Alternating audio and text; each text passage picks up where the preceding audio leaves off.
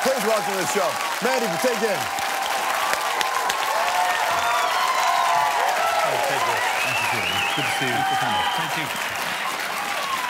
Thank you. Okay. How are you? I'm great. How are you? I'm well. Good, good. Yeah, congratulations on this show of yours. Thank you so much. That's something, right?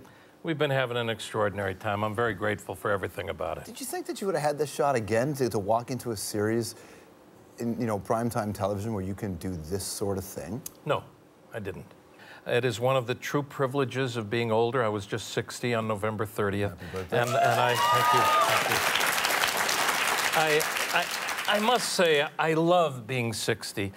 One of the reasons being, it's such an interesting question you asked, because when the success that this show has had is pretty much unlike anything I've ever experienced in my life, and I've been in some pretty wonderful, experiences. I'm the luckiest guy on the planet. Did you walk out of a room and a two-term president calls you back and says, "Keep making that show"? Yes, that Bill happened. Clinton. Yeah, Bill Clinton said That's that. wild. Yeah, it was, and I was with both these presidents at the same moment. President Obama and President Clinton. They both were singing the praises of the show. They loved it. And you recognize the role pop culture can play in that, and certainly how television has played over the years in helping shape public opinion. When you walk into a show like Homeland in this era, you know that it's bigger than just a drama. You know that you've heard criticism about Islamophobia. You've heard criticism that it's too real about American reality or not real enough. How do you feel about wading into that space? Yeah, well, it's a television show, first and foremost. It's an entertainment, first and foremost. Unfortunately, it feeds off of real-life situation, current events, and what's in the news. I wish this show didn't have a life because I wish that there were no conflicts in the world anymore. I wish that the food system that feeds the audience and the show's writers and the actors and all of our psyches collectively didn't exist, because that the world learned how to live together peacefully and in harmony. That? Homeland was just people sitting on the range. I would love that. I can't imagine it, but I'll try to make it happen in our lifetime, but I don't know if it will. Did you say every character you've played is Jewish? I do. I do feel... Well, even Inigo, like all of them are Jewish? Inigo Montoya, George Stroumboulopoulos. Don't tell me the guy from Yentl was Jewish. Yeah, I won't believe that. He's the only one that wasn't Jewish. Yeah. But they you say why? Because I was born up as a Jew, grown up as a Jew. I'm born a Jew. I went to school, Hebrew school every day. It's who I am, and so my understanding of the world is through those eyes, and those eyes are defined by wishing freedom, justice, dignity, and equality for all human beings.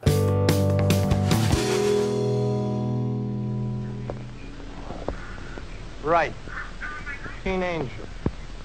After the old malt shop closes, I come out here where I had my last date with Betty Lou, back in '57. How great is that? How did you get that? Nice, eh? How did you get that? The team on this show, they love this, man. And, oh, my God. And there's personal joy in searching out your history. Oh, my God. I cannot believe you have that. I was 16 years old. I was thinking about this because you lost your father at a young age. Like, your father would have seen that. My father came to the studio the day I made that to pick me up. And he was there a few hours before we finished. And my dad was in the junk business, which was called scrap metal, which is now called the recycling business. He was very nervous about me going into show business and desperately wanted me, like he did, to go to a school, get a business background, et cetera. And I said, listen, I just don't want to train myself to have something to fall back on if I fail. And he came to the set and he saw us make that commercial. And he was there. He saw the whole thing took like, a few hours. And then he went home and he kept calling his buddies. There were 4 guys who were like his fraternity buddies. And he kept saying, he got another check today, This has been going on for a few years. He keeps getting these checks from like a couple hours in the afternoon. So the only good thing about that was that he went to his grave, God bless his soul, at least relieved that there was a possibility his son might not starve to death. It's amazing, right? Amazing. What he would have made of this career of yours? Oh, my God. It's amazing, right? It's just these moments we share. I used to say that one of the greatest gifts my father gave me, and don't misunderstand this because I miss him more than anything on the planet, was in his dying. And by that I mean that he taught me never to wait 1 second for anything, because he didn't get tomorrow to go on this trip or go to Israel or go on the boat ride with the mama or do this or that or have his dreams. So I wanted my life, I wanted to live my life for him. I wanted to, any dream I have, particularly now that I'm 60, I try to do it before 36/10 of a second go by. You do it up. Well, I think so many people spend all this time trying to have legacy, and I think that's the fail, because you don't think about legacy. But if you do the good work in your life, you will be eternal. You have figured that out with the Princess Bride role. Have you? When people, I didn't figure that out. That was just luck, man. I just showed up and did a job. Yeah, but dude, but you did it. But check it out. What happened?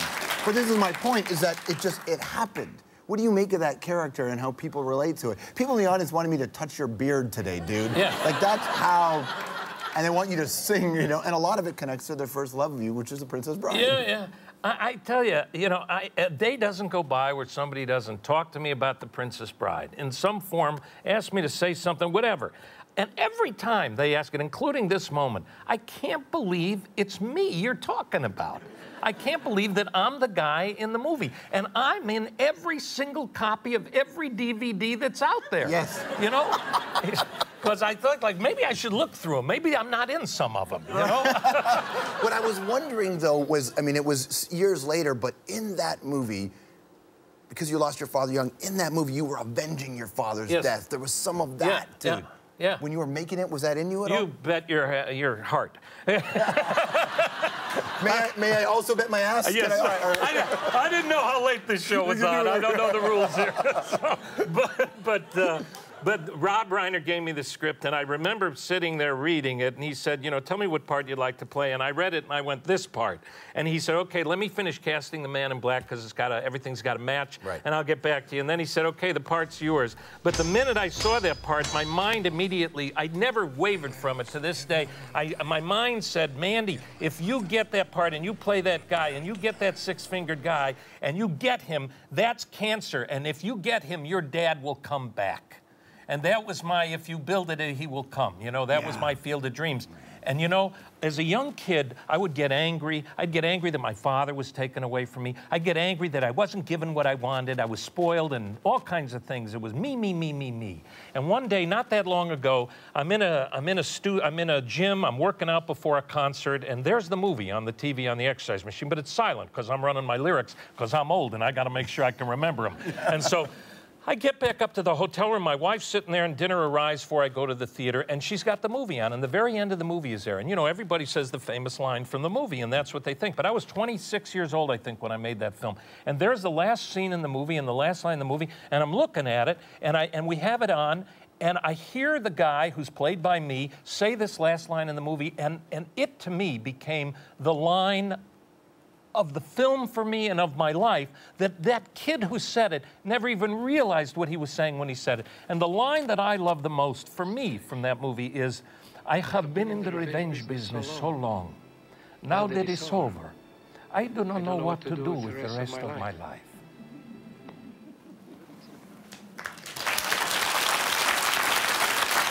You're free. Mandy Patinkin, everybody.